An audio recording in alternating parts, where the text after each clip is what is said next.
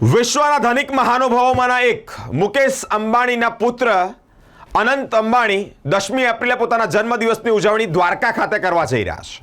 હાલ અત્યારે પદયાત્રા ચાલી રહી છે. 50 કિલોમીટર જેટલું 5 દિવસમાં અંતર કાપ્યું છે.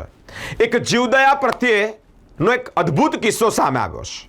મુકેશ અંબાણીના દીકરા અનંત અંબાણી જ્યારે પદયાત્રા કરી રહ્યા હોય અને તે જ વેળાએ એક ટ્રક, એક ગાડી કે જે મરઘાથી ભરેલી હતી, લગભગ 250 જેટલા મરઘા ભરેલી આ ગાડીને ડબલ પૈસા આપી, ફરી સાંભળો, ડબલ પૈસા આપી અને કતલખાનામાં કતલ કરતા બચાવ્યા છે. સાથે જ તેઓએ હાથમાં એક મરઘું પણ પકડ્યું છે. તેવા પણ દ્રશ્યો સામે આવ્યા છે. અનંત અંબાણીની જીવદયા, પશુ પક્ષી પ્રત્યેની જીવદયાનો એક અદ્ભુત કિસ્સો સામે આવ્યો છે. સાથે જ તેઓ જય દ્વારકાધીશના ઉદ્ઘોષ સાથે પદયાત્રા કરી રહ્યા છે. રસ્તામાં અલગ અલગ વ્યક્તિઓ તેઓનું સન્માન કરી રહ્યા છે, અલગ અલગ સંગઠનો તેઓનું સન્માન કરી રહ્યા છે. સાથે જ જય દ્વારકાધીશના ઉદ્ઘોષ સાથે તેઓ આ પદયાત્રા કરી રહ્યા છે.